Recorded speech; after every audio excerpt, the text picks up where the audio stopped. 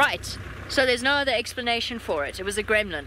And when we chased it out of the tree, it ran and affected all of our systems, and they all came crashing down in a heap. And yeah, sorry about that. We're back up and running. I'm not sure what the problem was, but our tech geniuses have been working furiously to fix it. I'm going home so frustrated. I'll try again tomorrow. No, I won't. I'm not meant to be this side tomorrow. I tried. I looked everywhere I could. I don't know where else to look. I tried sitting still in the hope it would come back out. I tried moving about. The hyenas moved where it was and nothing came out. I promise you I'm flummoxed. You see, it was big. Body size, it was about that big. Craig, would you agree? I'm not exaggerating. Maybe even, yeah, about that big. With a long tail. It was baboon-sized with a long floppy tail, and it was pitch black. Servals don't have floppy long tails.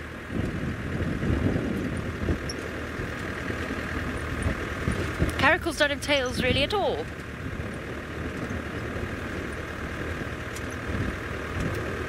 I'm desperately racking my brains. I'm trying to think of monkey species it could be. It looked too big to be a vervet. I don't know. If it was a monkey, it would have sought refuge in the tree. It would have run and then gone up into a tree. A cat or a genet would hide away. That's how I would have lost it. I don't know. It had long legs. I promise you it happened. It's the first time I've ever seen a species of animal. Okay, we barely saw it. Honestly, we barely saw it. We saw it.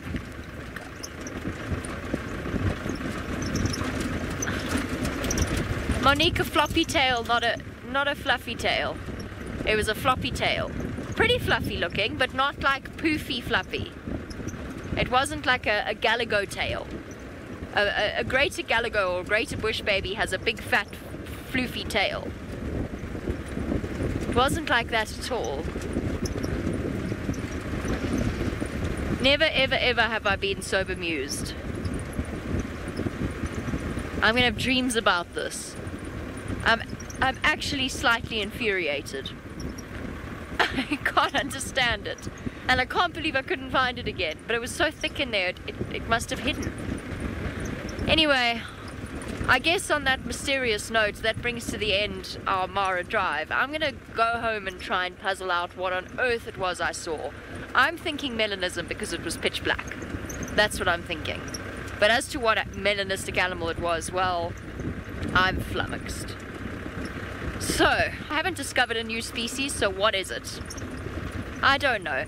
But I'm going to say goodbye to you for now. I'm going to send you across to Noelle back in Juma. Let's find out what she has planned for the rest of the sunset safari.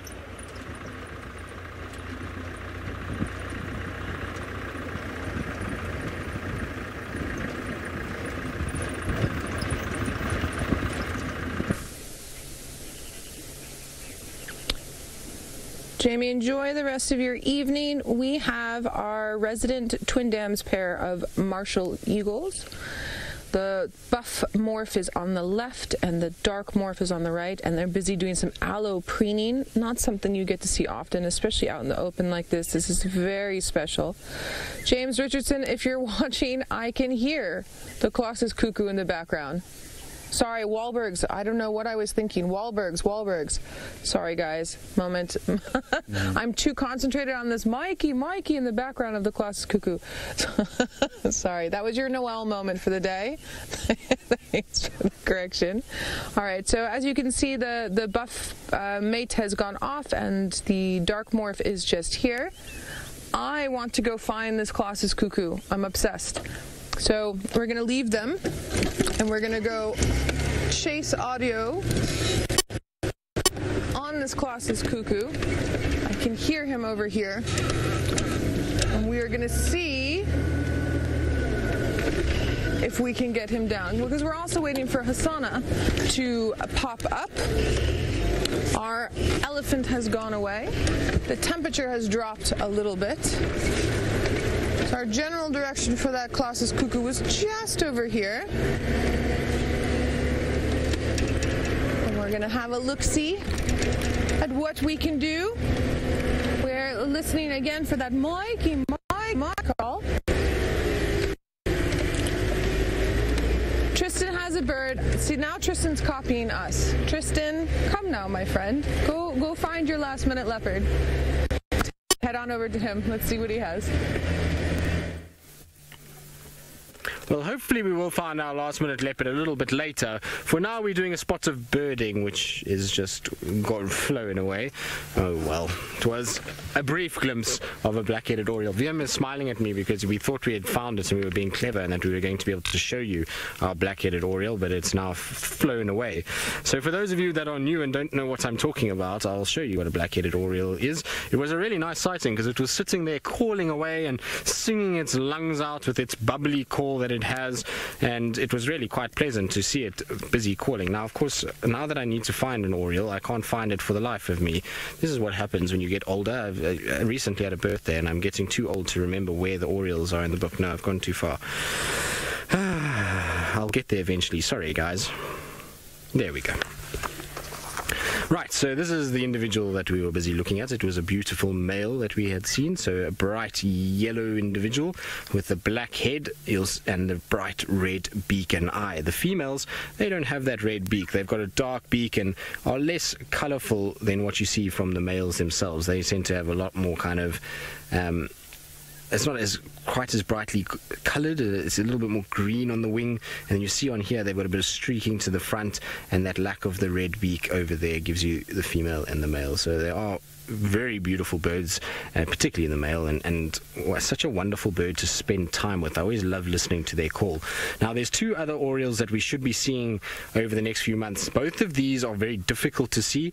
We've got the African golden oriole on top, which is the one with the yellow in the wings, and then we've got the Eurasian golden oriole, which has got the black in the wings. Now, this Eurasian golden oriole is much easier to see in this area than the African golden oriole, and I heard one of these a few weeks ago, and so I'm sure we'll try and find one of these fairly shortly and hopefully get one on camera. It would be a nice one to get on camera. They are absolutely beautiful, bright gold, and particularly if you've got a little bit of sun on them, then they really kind of shimmer and their coloration pops and comes out. It's quite wonderful to actually see.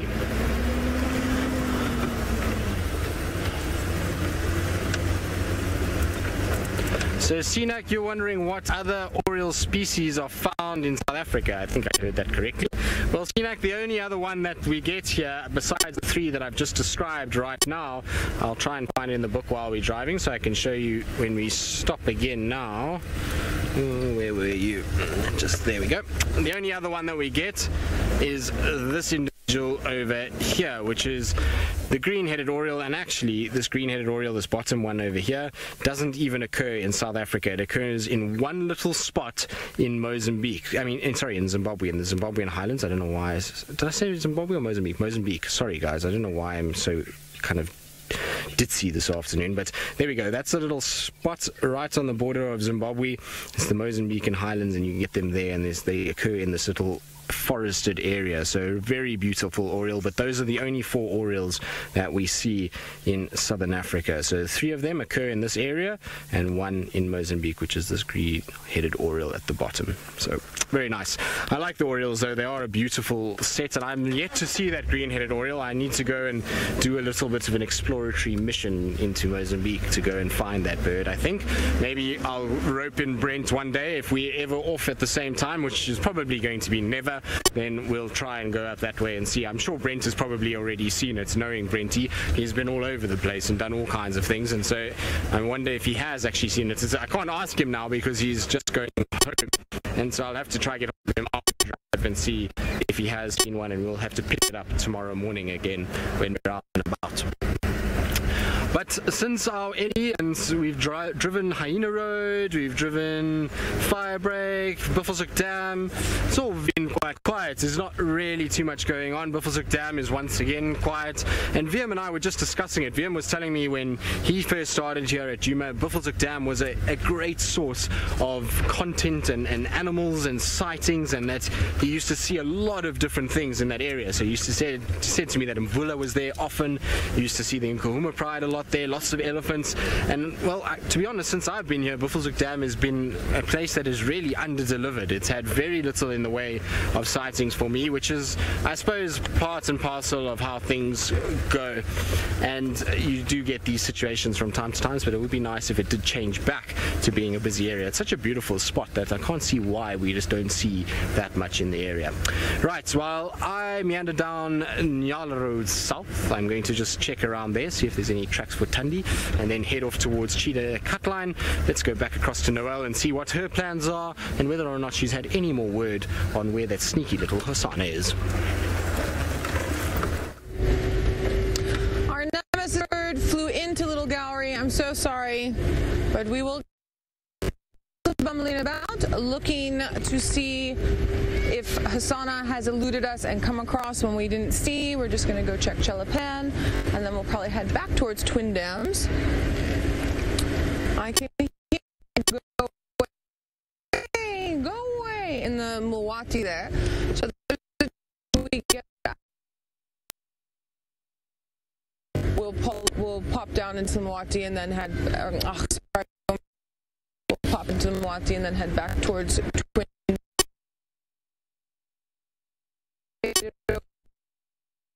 Pretty certain is direct.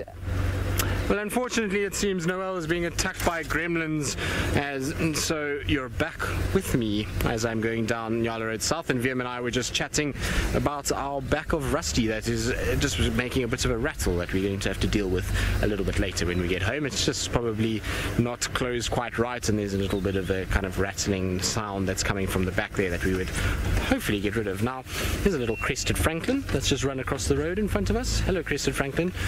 There's two of them that are here. So you can see they're just kind of going off into a thicket, and they do this as soon as a car is around. They'll try and move off into some sort of grassy area so that they can camouflage. That streaked white and brown pattern that they've got on their backs is absolutely perfect for camouflage, and so what they do is they present their back to you and try and get into a thicket, and that's how they're able to kind of blend in and keep themselves very well hidden.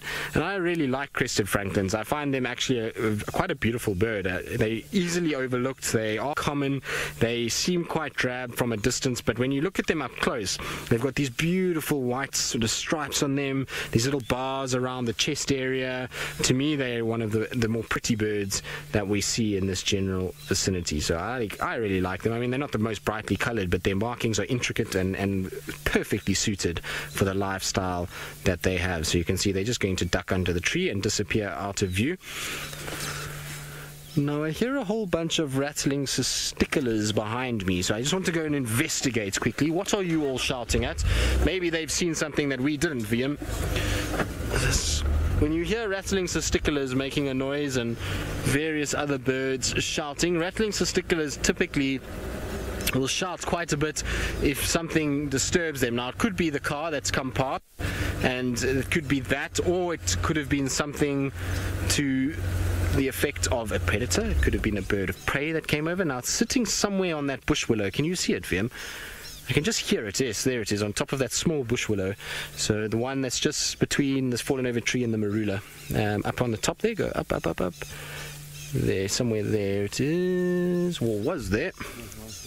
There it is, yeah. Well, there we go. We can get one a little bit more out in the open. But you can hear that they make a lot of noise. You'll see a lot of wing flapping, twitching of the tail. There we go, a lovely view. And that's actually not our rattling testicle at all. That is a white-browed scrub robin that we've got there. So that's a different bird that's not making the noise of the testicular. The testicular is the one that was shouting, that was up and is now flown away, and so that was a little white-browed scrub robin that we had. Very nice. Haven't seen one of those for a while. Right, well, no, I don't see anything that could have disturbed them. Must have just been us as we kind of came through. We must have just made them a little bit uneasy with the vehicle stopped. You never know what predators have been around, so maybe they feel a little uncomfortable now that there's this big object that's just moved into this particular section. The reason why I wanted to double check is we're not very far from where James and Viam and Herbie had those tracks this morning, and so it's always worth checking. You never know. We're right up against this drainage line, and so there could be a leopard that's walking around here and could be under a bush somewhere, and we just drove past it, because leopards ultimately in these summer conditions are going to really camouflage incredibly well. They're going to become animals that are going to blend in. It's going to become much harder to see them, and so sometimes you will drive right past them and then you'll get indications from birds or squirrels. Talking about squirrels, there goes one bounding down the road, as they do. Hey, little guy. Is it a little guy or a little girl? It looks like a little girl. And guys are much easier to see than girls. They do have rather large testes, although that does look like a male now that I can actually see. It's amazing how big their testes are in comparison to the rest of their body. It's phenomenal. It's almost a bit like a buffalo. They really do have big ones, which I know is a random conversation, but it is immediately noticeable when you see squirrels. Anyway, let's move on swiftly from that. Ah, look at this. I haven't noticed this until today. This is the first time I've actually seen. So here to my right, we have a guarri bush.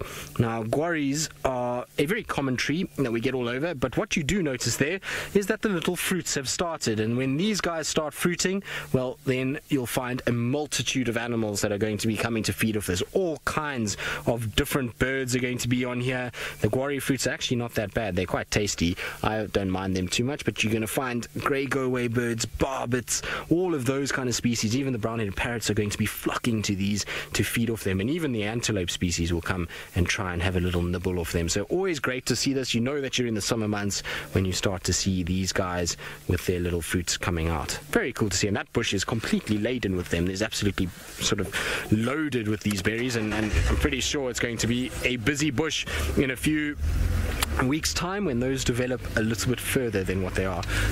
Now, apparently my comms are a little bit out, so sorry Viam, I will check them now.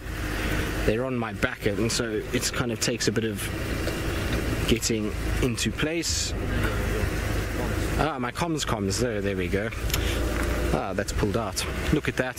So it seems as though Alice would have been talking to me and I don't have any comms whatsoever. There we go. I can hear you again. Sorry about that, Alice or Kirsty, whoever's going to be talking to me, because Kirsty is here and Alice is in the Mara and Alice is directing us. So Kirsty sometimes just talks if I can't hear Alice. There we go. Right. Now, let's see what else there is around. I feel like something's going to happen. It's that time of the day and the right weather for things to happen. So I'm sure we're going to get something somewhere around here. Ooh, Paula, you want to know what the most annoying bird call is? Paula, I would say my most annoying bird call would have to be probably... For me, I mean, there's a couple that really kind of get onto my nerves, and I think the one that probably gets me the most is a hardy-dar. And the only reason why, here in the bush I don't mind it too much, but when I was at school, I used to have hardy-dars right next to my window, and they used to call and make this horrid sound at 4 o'clock in the morning and wake me up before school, and used to make me very grumpy. So because of that reason, I don't really like it. But there are others. The screeching of a barn owl is like nails on a chalkboard. It is absolutely horrible, and so I don't particularly like the screech of that, except that I get really excited because anytime a barn owl is around is a special time. We've had one recently, and so I actually just checked now to see if there was any sign of that particular barn owl, but there wasn't. So I think barn owl and hardy-dar are for me the most irritating. What have you got? Oh, ants all over the place. So these look like pugnacious ants that are just going absolutely crazy all over the surface of the soil, and this would be a situation where maybe an indication that rain is on its way. When you get ants very active like this, and you can see these guys are not sitting for a long period of time at all. They're all over the place, going up and down and round, and so I think we're going to have potentially have rain coming. There's the right kind of temperature. It's humid, it's hot, there is a bit of cloud cover already, and so there's a number of them running all over this area. So interesting to see, and it's the first kind of covering of pugnacious ants that I've seen in quite some time. And every time I see pugnacious ants, it reminds me of Brent and Jamie, because the one time we were on leave together before I joined Wild Earth, and we were in Hoedspruit, which is a town to our north where Brent and Jamie have a house, and we were actually visiting his parents, and we were having just a little drive around an area where his parents live, and it's a game reserve, and we went out and there was some rhinos, and Brent and I were trying to track, and we got out and we sat down to have a look at some of the tracks and stuff, and these ants just got all over us, and I just remember Brent and I being covered in them and running around all over the place trying to swat them off, and Jamie and Ali having absolute hysterics at us moving around with them. So pugnacious ants will always remind me of those two, and well, Ali as well obviously, but in terms of friends it will always remind me of Brent and Jamie. But we'll leave our pugnacious ants to themselves. They all over here. As I'm driving, there's literally just ants all on their all kind of on the sides of the road. I'll try and get that out eventually. I don't know what's wrong with my speech today. I'm really battling to be able to speak, and I have no idea why, but hopefully it will get out of my mind and I'll be able to start talking properly again fairly shortly. Now, while we gaze upon what's going to be probably a very nice sunset in the next, I would say, 20 minutes, let's go across to Noel, who I believe has found a rather large pachyderm for the second time this afternoon. In our circular search for Hasana, we have come across our big male elephant again. I just thought we'd have another look at him. I don't know what Hasana is doing. Hasana is being a leopard, and he will show himself when he feels like it. I was chatting with Seb just now, and we're thinking maybe we'll head back towards Chitwood to have a look. But yes, this male elephant is just such a beaut that I think we'll spend a little bit of time with him. I also just want to listen for bird alarm calls. This morning we were asked what is the loudest bird, and I was talking about red-chested cuckoo that used to live outside my window and would call all through the night. I believe Tristan was saying that his most annoying bird call is a Hadida ibis, and I would agree that it is quite annoying. Hello, sir. He's like, why are you guys watching us again? Shame. Don't worry, we won't be with you for much longer. We'll let him carry on feeding down the Mawati.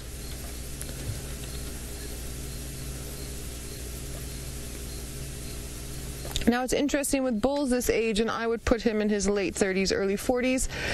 You'll see quite often they're on their own. They enjoy being on their own. Every now and then they'll have what's known as an Ascari relationship with a younger bull, sort of teaching that bull how to become an adult male elephant. But most often they're like this, and you'll see, especially as the more wet it gets, the wetter it is, the more spread out these bulls will be. And then in times where it's a lot drier, you'll see them congregating around watering holes and sort of showing off and possibly fighting a little bit. Now, interestingly, I mean, we've seen this male, that's probably our third time today, and he is eating a bit of leaves, but he's going from tree to tree and underneath these trees and eating the grass. He's picking out this beautiful, fresh, green grass that has popped up after a little bit of rain and our nice, hot, sunny days. And that's what he's filling his belly with at the moment. So come the height of summer in this area, they'll have round about 13% of their diet will be grass. And then it slowly changes season to season. You can actually see with the tail there that Seb's focusing on, he's starting to lose hair a little bit at the end. The older they get, the more hair they lose. That's another way to help age. Again, not a defining feature, but it does help. And he's got quite a bit of hair left. But farther up the tail, he's swishing and it's harder to focus on. Farther up the tail, he's lost a bit. So that's why I say that combined with his sort of his size and the indentations on his forehead, that's why I'm saying around about late 30s, early 40s. He's got a lot of good girth on him.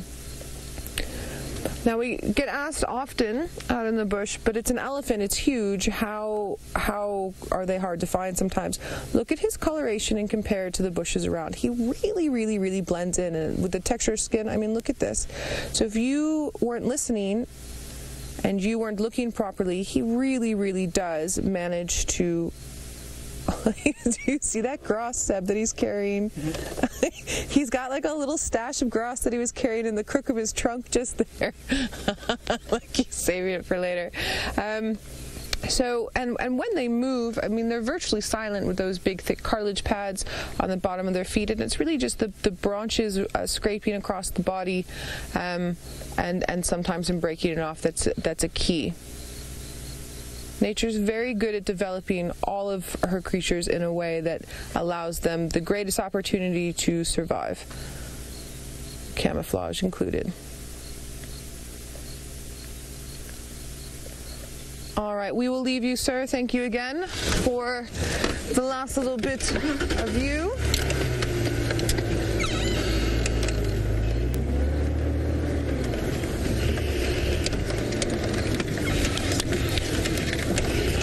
So Proud Cat Mama, sorry, let me just angle myself a little bit better. Proud Cat Mama, you're asking how much vegetation can an elephant eat?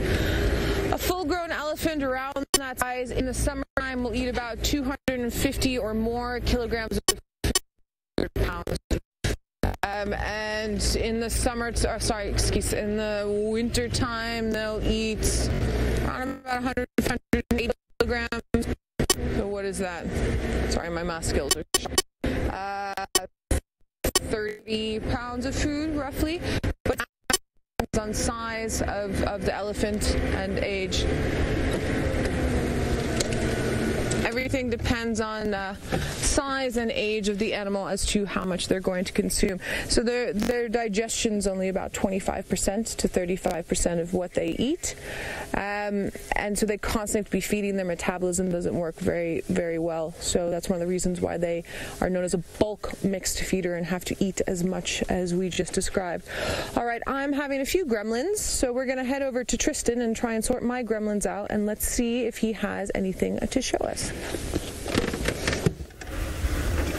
I do indeed. I have my favorite antelope to show all of you, and actually a really nice sighting because we have both male and female together, and you can see the stark contrast between these two individuals. So you would think that in species that you wouldn't have such an extreme change between male and female, but as you can see there, the female nyala is leading the male nyala away, and they absolutely don't look like the same species at all. The male chocolate brown, dark with this white on his back and long furry coat, also much larger than the females. If you look at the size of him in comparison to the females, he's a whole lot bigger, and he's got those big horns, fluffy tail, fluffy tummy and chest, and long beard that comes down, whereas the female nyalas, they are more sort of rusty red color, almost the same color as an impala, and they look completely different. Now, why that is probably due to the fact that you'll find a situation where males are far more alone than what the females are, and therefore the females being in groups together, and they are going to be spotted, they are going to be seen, and yes, they do have some camouflage, but at the end of the day, when you've got multiple individuals flicking tails and ears, predators pick them up. Whereas males, being on their own, they need to probably camouflage that much more, and so being dark in coloration means they can move around in these thickets where they dark coat will blend in with the shadows, and then those lighter colored legs with the grasses. Whereas the females, yes, they'll blend in, and yes, those stripes will help break up the outline, but they will just rely on numbers to be able to defend themselves. So more eyes and ears to pick up any sign of these predators than what the males will. Now, there must be a female in heat here that the male is so intent on following them, because as a female moves, so the male is moving as well, and so I would imagine one of these females is in heat. They're a little bit different to a lot of our antelope. We know that at this time of the year, the female impalas are busy giving birth at the moment. They are all lambing, and they have a pretty specific season for lambing, whereas the nyalas are not quite the same. The nyalas we find will give birth at random times throughout the year. Yes, most of it coincides with the summer months, but you will find a situation, in fact, actually there's an impala right there, so impala's busy latching on to the nyalas, but they will have a sort of more random season than what the impalas do. So, Sinak, you're wondering what other antelope of Africa have sexual dimorphism in male and females? Well, I mean, most of the antelope have some small form of it. It's not quite as extreme as what we see in the Nyala, but if you see something like, in fact, this impala, kudu, bushbuck, duiker, steenbok, all of the males have horns where the females don't, so that's already a sort of diagnostic factor between male and female. But the most extreme kind of forms of it is mostly in these troglodyte families. So you've got the fact that the Nyala males, kudu males, bushbuck males tend to all be darker, shaggier coats, big beards on all of them.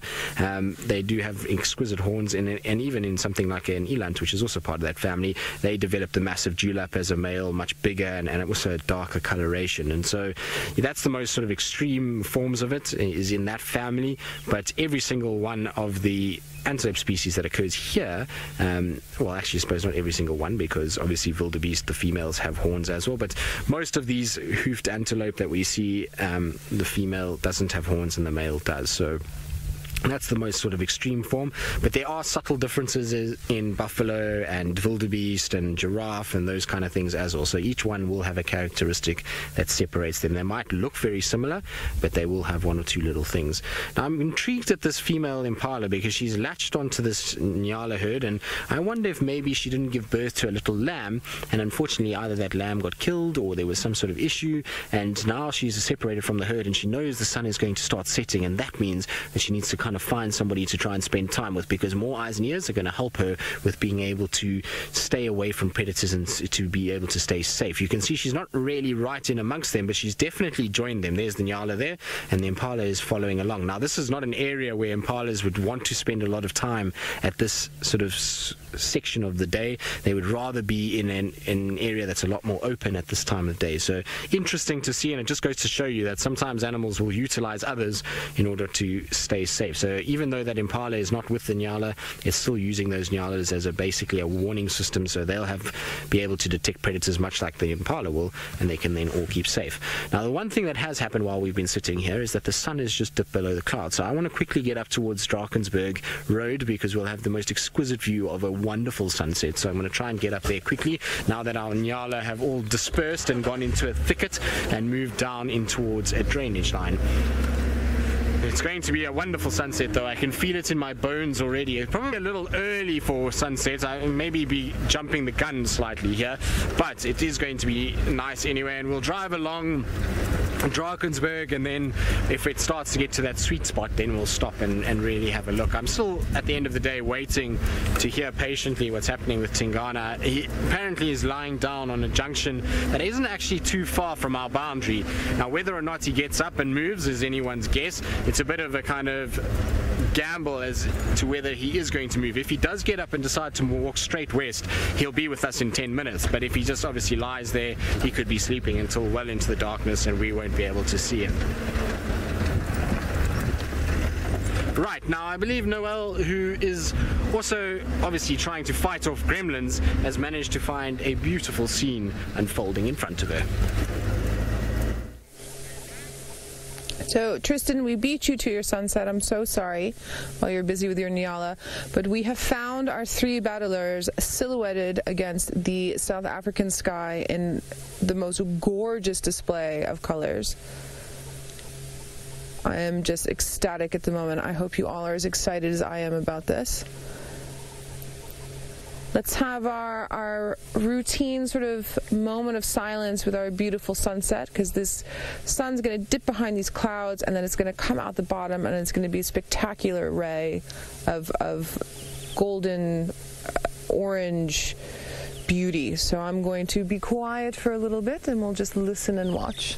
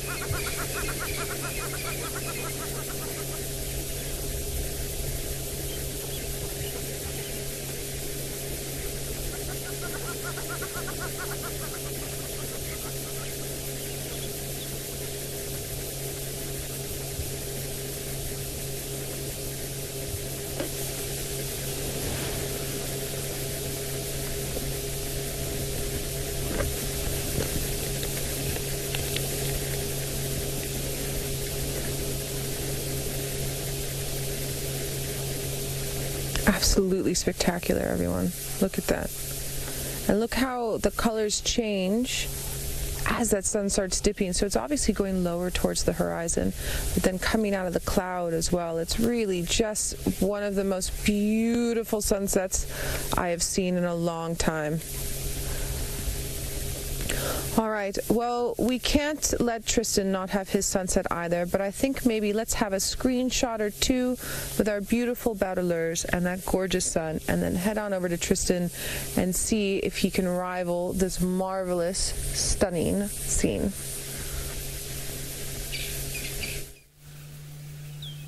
Well, I don't know if we're going to be able to rival it, given that we're on the same road, and so our view of the sunset is pretty similar, and there will be no battaliers in ours. But what we do have is a halo, sort of mirror effect of the sun, which was very artistic from Wiem. So Wiem was able to show us a little kind of flare on the lens, and it almost looks like a mirror image of the sun itself. But it is a beautiful view. The whole sort of western skyline is this orange, and you can see the Drakensberg Mountains just off in the distance there.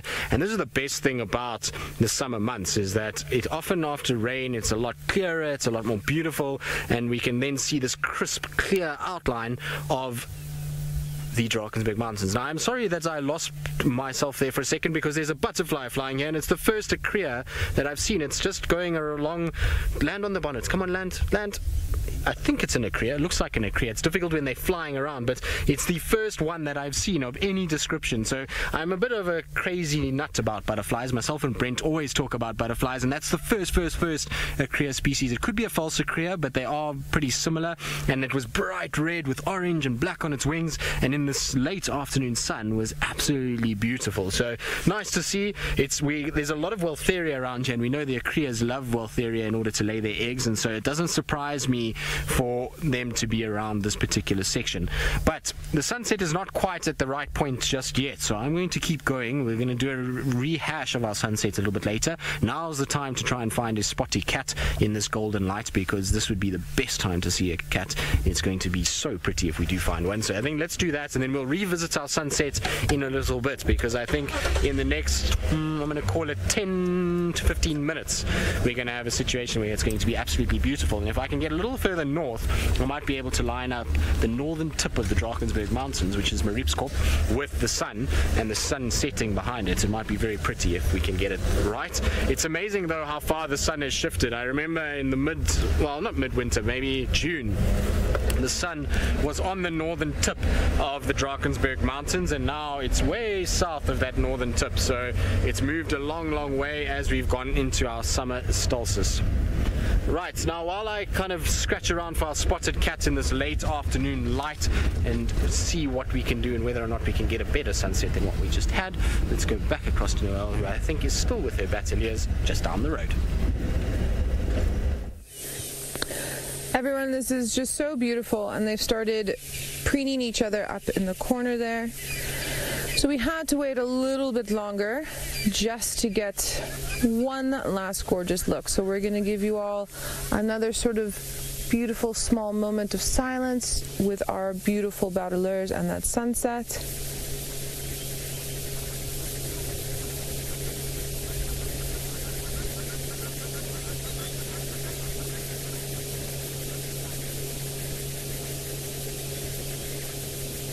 Yes, absolutely breathtaking. I think that just made my entire day. I don't know about everybody else, but that was really special. Okay, we're going to carry on with our search for leopards. I know Tristan's out as well, but also just sort of anything that pops up.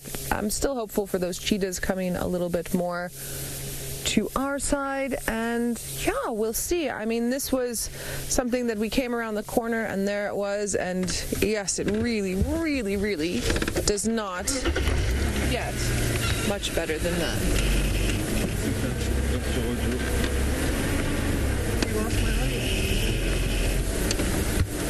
Sorry everybody, I seem to be having a little bit of a gremlin. Excuse me. There we go. Are we back? Yeah. We are back. Okay, now you can hear me. Okay. Fantabulous. Sorry, I'm just going to meander out of our positioning that we did to get you that gorgeous silhouette. It's very rare when you get opportunities like we just had where everything comes together. Dead tree, gorgeous colors, a fascinating subject to put into all of those colors. It's very special. Now, we've been pondering these three individuals. I'm still convinced that it's a female and a male mated pair and their older offspring. That's actually quite lovely there, Seb, before it flies off. Look at that. And now you're getting those sort of purples that are coming through. It's lending a different... Oh, and there he goes. So we were chatting the other day about bateleur being Old French for acrobat, and myself saying that I'd had many guests from France and they couldn't remember it, and there was a viewer who Googled it or knew, so linguistically, apparently it has more to do with juggler than with acrobat, and maybe there was just a slight misnomer in the translation to English. So Old French bateleur, meaning juggler, and then when it moves through the sky, it moves in these sort of acrobatic movements. So I believe it was just the translation that had a bit of a misstep there, which is super interesting.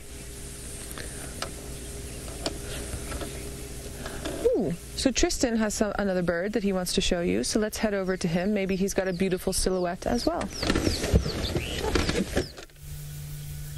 It's not a silhouette, and it's not just another bird.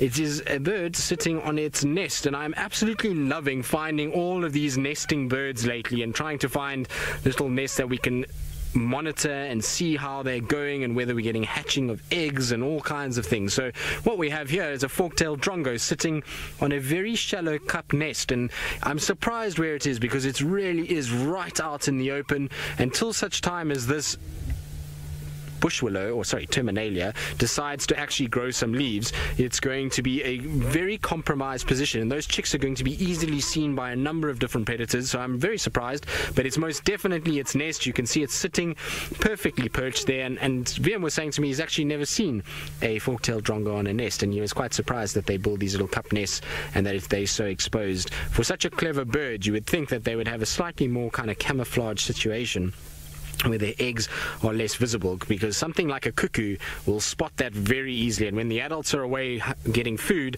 cuckoo will come in and push those eggs out and be able to utilize it. So something like a Klaas's cuckoo, Diedrich cuckoo, they have a lot of different birds that they'll utilize. You'll find red-chested cuckoo will maybe even utilize a drongo because of the size. So there's a number of different ones that will come after it, and it's going to have to keep its wits about it in order to keep these eggs from being swapped out with intruders. But very cool to see. Like I say, the nests at the moment are so spectacular. We're being absolutely spoiled by the fact that we're getting so many different kinds of nests, and we've got lots of different eggs to keep an eye out on at the moment. We have the hardy-dar nest at Chitwa, we've got the weaver nest there, we've had our plover which hatched, now we've got our lapwings on quarantine, and a fork-tailed drongo all the way up on the eastern side. So that's wonderful, wonderful news. What is not so wonderful in terms of news is that Tingana has decided to stop walking. So apparently he was walking with much speed and then found himself a termite mound and lay down and is now completely passed out, even though he has been walking all afternoon, and he's still just to the eastern side where we won't be able to see him. But you never know, he might wake up and start moving. The sunset is going to be spectacular in a little bit. It's not quite right just yet, so we'll keep it up our sleeve for another 5 minutes or so, and hopefully we'll be able to show you a really nice view from Cheetah Cutline, because I'm heading onto the cutline now just in case Tingana does decide to get up and move. At the end of the day, you never know with him. He can be completely asleep and then just decide to get up and go and walk, 5 kilometers before he decides to sleep again. But I'm surprised that he went down, because he was sleeping the whole day. They found him exactly where they had him this morning, and he was walking the whole afternoon, and then all of a sudden he's just kind of collapsed down. I suppose he did have a drink, which is an indication that he might start to sleep. Hello, woodland kingfisher. Yes, can hear woodland kingfisher above me. Right, VM, what do you reckon? Wild card sighting, what do you think? Tough one. I don't know, VM. I think maybe dogs. A little random dog appearance. Yesterday we had the wild dogs in the morning. Was it yesterday morning that I had them? I think so. I think I had them yesterday morning. So maybe they make a random appearance somewhere in this particular section. And Kirsty, you reckon an aardvark? Well, Kirsty, that's asking for a little bit much, I think. In fact, actually, VM, let's maybe stop here, because a late night Birmingham surprise. Yes, VM, that might be quite a good one. I quite like that idea. Right, there we go. So it's not the best view of the sunset, but it is just getting better and better. And because the sun is going to start coming down and start moving towards that Drakensberg escarpment, it means that it's going to be down very quickly, and so we might as well just sit and enjoy the last few minutes of it as it starts to approach the mountains. You can see the mountains just below it there, and there is the most beautiful coloration through the sky. There's this deep orange, there's a bit of blue, and then there's these clouds that are just reflecting it. And you always know when you've got an afternoon when there's a lot of clouds, it is the best thing is just to kind of sit and wait for that sun to come down. And if it slips just below the cloud bank, and it will then illuminate everything above it, and you get the most beautiful coloration in the sky. And once that sun just goes behind those mountains, it actually even gets better at times, because you lose that bright orb and you don't get such a sort of burning effect around the sun. It just has the beautiful colors that we should get just now. But you can see there's a little breeze that's blowing as well, which is providing a bit of relief from the humidity, because it is quite a humid day this afternoon. It's not hot, but it has a bit of humidity in the air, and so that breeze is very welcome. And I think it's going to be a absolutely perfect evening. It's the right kind of conditions for all the animals to move around fairly safely, and at the end of the day it's going to be fairly clear tonight, so the prey animals will at least have some chance, and it seems as though we're not going to get a storm, so it's going to be perfect conditions for an evening to drive around, that's for sure. But you can see VM's just having a look at all the different cloud layers, and the way that they highlight with the sun is absolutely beautiful. There's a few birds calling as well, a couple little turtle doves and various other things, franklins. So this will be the time of the day that we're going to hear a number of the birds start to kind of make their last calls for the day, and then start to settle down like that drongo in the nest. And then you're going to find that everybody will kind of get relaxed and will try and go to bed before the nocturnals wake up. Now, talking about nocturnals, Sea Control, you wondering why we do not see aardvarks as much? Well, there's two reasons for it. One is the density of the bush here is very thick. It's tough to see a lot of things. An aardvark is just not as big an animal as some of the, the things like lions and leopards. It's quite a small thing. It's well camouflaged, and because it's mostly active at night, that means that we have a situation where this aardvark will disappear very quickly, because it doesn't get the same exposure to vehicles. Most of us drive around at sunrise, sunset. It's a little too early in the morning, in the evenings, before them to come out, and a little too late in the morning. So you need to be out during the middle of the night. And you'll find that there are a lot of aardvarks here. There's tracks pretty much on most of the roads in the mornings. You will find tracks for aardvark, but you just don't get to see them that often because they're not used to the vehicles. And so even if there's an aardvark around now, it hears the noise of this car. It's got incredible hearing, big ears that it's able to hear. And so it hears the car coming, and it scuttles off down into a hole or into a thicket, and unfortunately for us, then we don't see them. I reckon we probably miss a lot of aardvarks by minutes when they just scuttle into a little aardvark burrow, and we don't get to see them at all. So that's the reason why we don't. I've been fortunate enough to see aardvarks 3 times in the Sabi Sands, and all 3 of them were fleeting glimpses of them just literally running across the road, and most of them in rainy, dreary, overcast evenings, so not that pleasant. But our sun is now starting to go down, and so I think hopefully we're going to get some little bit of luck, and maybe we'll get that surprise Birmingham that VM was talking about. But if not, it's still been a wonderful evening, and so we'll hopefully find something. While we do that, I believe Noelle is still out and about searching, and maybe she'll get lucky with a last minute leopard. Tristan, I agree. It has been a wonderful evening. I mean, that sunset alone is just absolute magic. We have popped through again to Chitwa Dam on the off chance that Hassana, instead of pulling all the way through into Viatella over to our side from Little Gowrie, that he's come back here. And I know he likes to go behind the dam wall, so we're just going to have a look there, and then we will try Twin Dams again. I feel like, Tristan, that something amazing is going to happen tonight.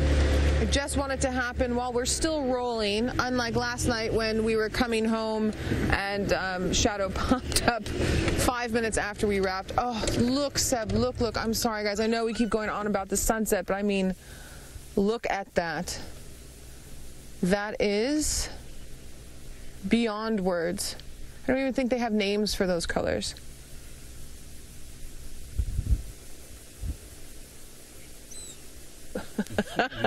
No, not just pink. And there, look, even the Wahlbergs are flying into the sun. Oh, they're fighting. Did you see that? Yeah. A little spat between some Wahlbergs before it's too dark. Ooh, he's gonna get chased. There's your action for the evening.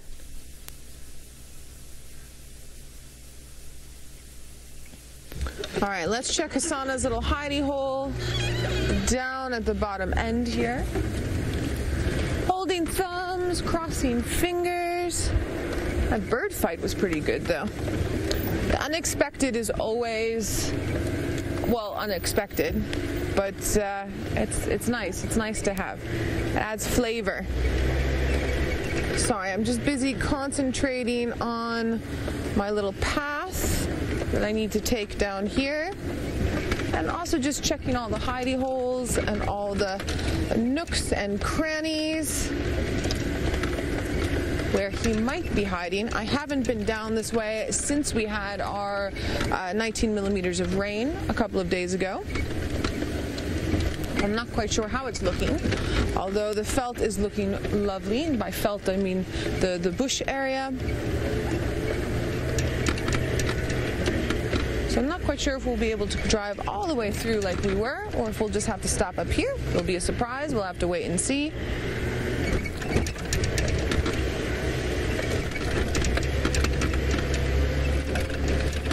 All right. So my guess would be that he's most likely still moving. My guess would be that he's most likely still agitated from being chased around by baboons, which actually might be one of the main reasons why we're not seeing him, is because of him getting chased like that, and just they get very when leopards are chased away, they get very, what's my word, sort of enraged at the fact that something had such gumption to take them out.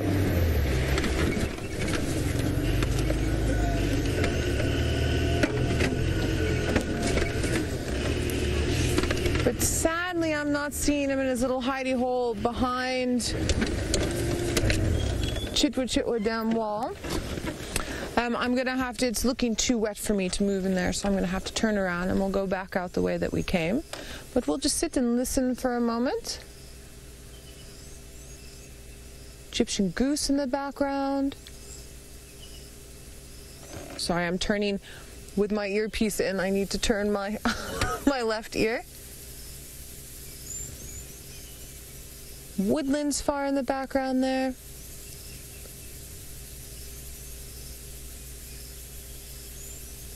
Lots of insects hitting the water. Oh, wonderful.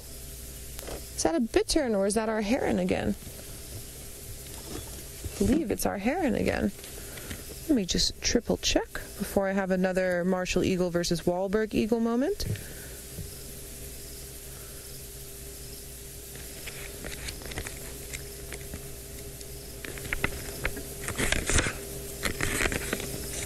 We might get lucky and see this guy fishing. Nah. Pretty pretty sure it's our greenback heron. I just think it's a juvenile, to be honest with you. Just with that coloration and those striping, that would be my guess, and possibly one of the reasons why I'm getting a little bit confused by what I'm looking at. But if anyone has another opinion on the bird that we're seeing, please, please, please, you must feel free to share.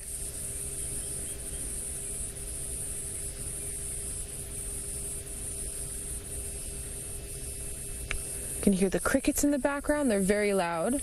And the cicadas.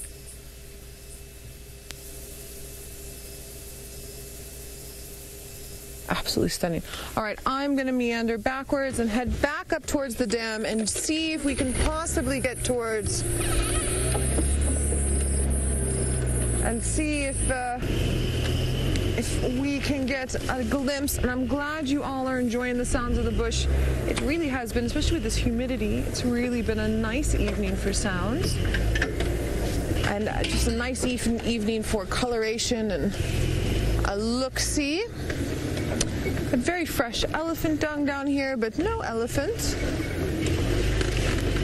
That little place we just passed now is where Hassana had that interaction with the hippo, with Tristan. All right, let's head back to Tristan and see if he's been lucky with his last-minute leopard, because as we all know, Tristan is the leopard guy. And I will head down towards Twin Dams.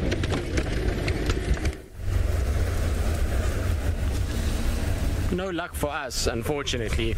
We have got Tingana still sleeping on top of that termite mound, a little bit to the east of the cut line, so no chance at this stage, unless Tundi miraculously just pops out in front of us. The only leopard that I could think of would be on this particular section. We're quite far east, and she would be the only one that would really move around here, unless if by some random occurrence Tumba or one of the others was around in this section, but I would highly doubt it if we bumped into anybody else. The only leopard I would really expect to see in this particular section would be Tundi or Tingana. But anyway, you never know, maybe one does. It's happened before. As we've gone around the corner, there's a leopard walking down the road, and it's the perfect time for them to be walking.